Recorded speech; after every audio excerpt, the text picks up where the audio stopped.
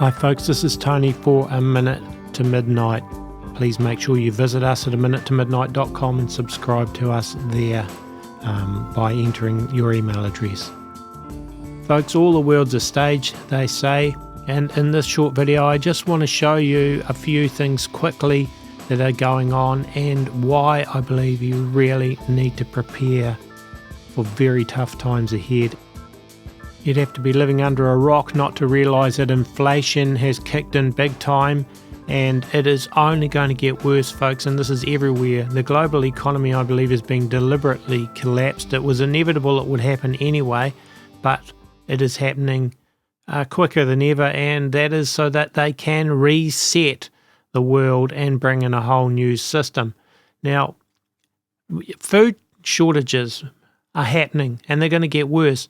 It's interesting to note, too, that in this war, I believe, on us, with food being the way you can control the population, Michael Snyder at the Economic Collapse blog had an article just out in the last couple of days, a list of 16 major fires that have occurred at key food industry facilities in the US since the start of 2022. And Michael says, can anyone explain why absolutely massive fires just keep erupting again and again at critical facilities all over America? The tragic destruction by fire of the headquarters of Azure Standard in Oregon shocked millions of people, and since that news broke out, quite a few readers have been reaching out to me about the long string of unusual blazes that we have been witnessing from coast to coast in recent months. And Michael goes along and details the 16 major fires at food plants and so forth. Coincidence? I don't think so. And an article at the Burning Platform has this to say: why food prices are expected to skyrocket. Food shortages and skyrocketing food prices now appear inevitable. The global food price index hit its highest recorded level in March 2022, rising 12.6% in a single month. On average, food prices were 1/3 higher than in March 2021. In the US, food prices rose 9% in 2021 and are predicted to rise another 4.5% to 5% in the next 12 months. And it goes on to detail some of the things like, for example, Russia and Belarus provide together nearly 40% of the global export of potash fertilizer.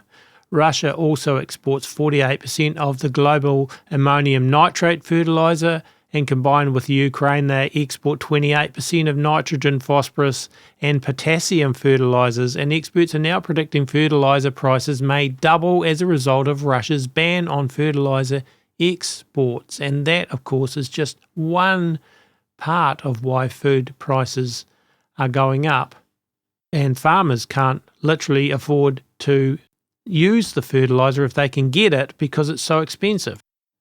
The International Monetary Fund has issued a warning regarding looming global food shortages. According to a post on the organisation's website, a mix of high inflation and supply problems are to greatly slow economic growth across the world, with vulnerable economies in particular to be hit with the brunt of the hardship.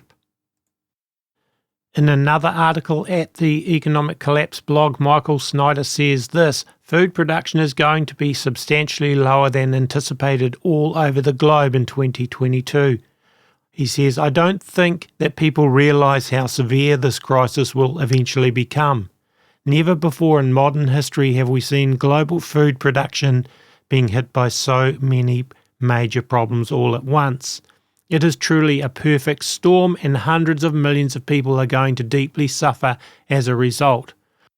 There are many factors contributing to all of this, and global food prices, wheat was up 20% from just a month earlier. That's on April the 8th, according to the United Nations. Another factor is the supposed pandemic, but this time among birds. More than 28 million poultry birds like chickens and turkeys have been lost in the US because of a new bird flu. The virus either made the birds sick or they were culled to prevent its spread. So there's going to be a lot less chicken meat and eggs as well. There are both natural and man-made reasons for this food crisis and famine that's coming, and it is only going to get worse. This is why I'm saying people really seriously need to prepare by getting as much food stocked as you can now. But then there's a manufacturing crisis and supply chain crisis as well, and of course China being the supplier of so much of the world's manufacturing goods, and ships are not being loaded at ports and so on, so there's going to be supply chain issues for a lot of goods in the coming months as well.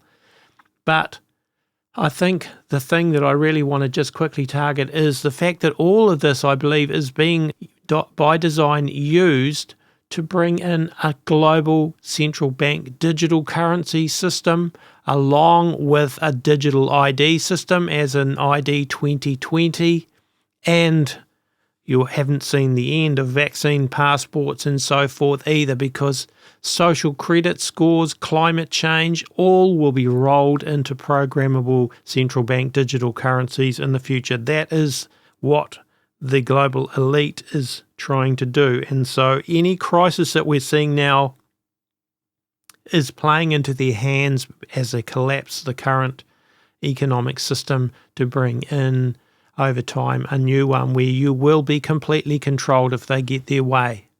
What the global elite illuminists want is for everyone to be dependent upon them and upon the system that they create. They don't want people functioning outside of their control. And organizations like BlackRock and Vanguard, who are financial giants in control of companies all over the world, with their shadow elite figures behind them, and people like the Bill and Melinda Gates Foundation and the Rockefeller Foundation, who fund massive amounts of these agendas, ID 2020 and so forth, and the World Economic Forum, of course, the global predators pushing the Great Reset, and of course the Fourth Industrial Revolution and transhumanism, along with the United Nations. The global elite seriously do not want you functioning without being in their controlled system, and so the bigger the crisis they can create, the bigger the saviors they can appear when they step in at the end of this.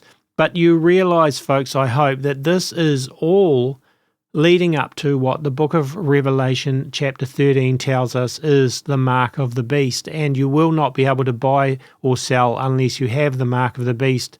And of course, as we know, as Christians, or anyone for that matter, you don't want to take it.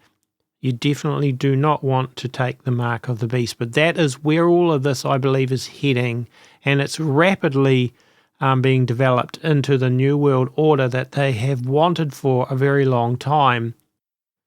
An aspect of this tyranny which we've seen developing, of course, was the CV-19 pandemic.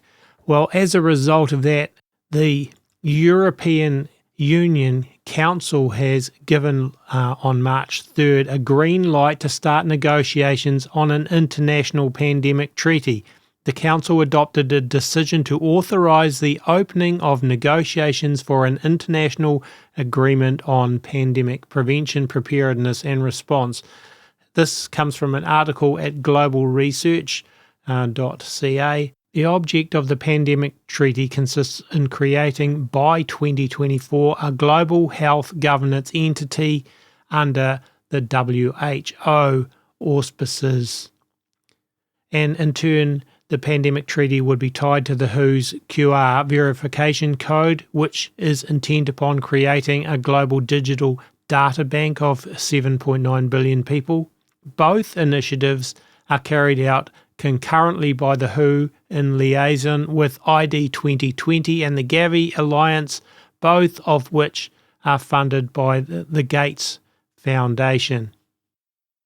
Back in May 2021, Swift and Accenture published a joint paper on central bank digital currencies, and in an article on the Swift.com website, it says, making CBDCs work for international payments. Central bank digital currency has emerged as an important new tool in the global push to modernise financial infrastructure to meet the needs of our increasingly digital and connected world, says David Treat, a senior managing director at Accenture, who leads its blockchain and multi-party systems practice globally. Indeed, today more than half the world's central banks are actively exploring the use of CBDCs, a development that could lead to a profound change in the global payments ecosystem. Geisec and Devrient, a German company founded in 1852 that is the world's second largest supplier of banknotes, has an article on their website, How to Bring the Benefits of Programmability to Central Bank Digital Currencies. A CBDC with programmable features has the potential to revolutionize business, expedite the economy of things, and move our world into an ever more digital future, says the article. Programmable money is money with built-in rules and that comes with constraints for the user. With these rules, money could also be programmed to have an expiration date or be restricted for certain goods, for example. Folks, there is a real potential to combine a CBDC with a digital identity and then with a social credit score system such as they have in China, where if you haven't taken the right number of jabs, for example, or if you jaywalk, or if you don't meet the climate change and carbon requirements, they could restrict your access to the CBDC or the amount you can have or the way you can spend it, or they could exclude you from the system entirely if they deem you to be a dissident of some description, for example. Now, as far as digital ID goes, through its partners, ID 2020 is driving multi-stakeholder collaboration to set the future course of digital ID. As an alliance, they work to ensure that safety, security, interoperability, and individual control are built into a digital ID system by design. From their website, you can see that their alliance partners include Accenture, who I mentioned previously, Gavi, that's the Vaccine Alliance, Microsoft, and the Rockefeller Foundation, among others. Folks, I believe what we're seeing is the setting up of more and more aspects of the end times beast system that will result in the fulfillment of Bible prophecy, example Revelation 13 and other places in the Bible, and we need to realize that things are never going to go back to the way they were before, and be prepared accordingly. That's all I wanted to share in this video. Please remember to visit aminutetomidnight.com and subscribe to us there. And A Minute to Midnight is run 100% by donations. We really appreciate people that support us. Couldn't do it without your help. If you want to donate at aminutetomidnight.com, that's always greatly appreciated. Folks, these are difficult times and we really need to get our lives right with God and figure out exactly what He wants us to do as individuals. Pray and seek guidance in these days ahead, because we're going to need the Lord's guidance more than ever as things get tougher and tougher. So that's it for this video. God bless, and hopefully we'll be back with another video before too long.